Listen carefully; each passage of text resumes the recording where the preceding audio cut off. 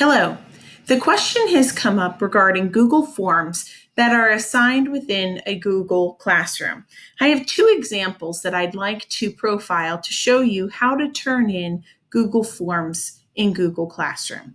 So this first example is when you click on the assignment, you'll see that the teacher has assigned Google Forms right here. So when we click on that, you'll see it takes us to the Google form, and the teacher has given 3 questions that the students are supposed to answer. When finished, they hit submit. Once you close that out, you want to mark that assignment as done. So you would mark it as done, and that tells the teacher, yes, I've done my work. The other example is for when you have something such as this where it says turn in. So you can see that the Google form has 2 questions.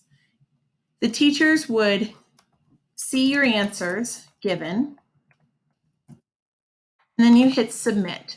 Once hitting submit, you close out that document, and then you are taken back to your Google Classroom page, and you can type your student name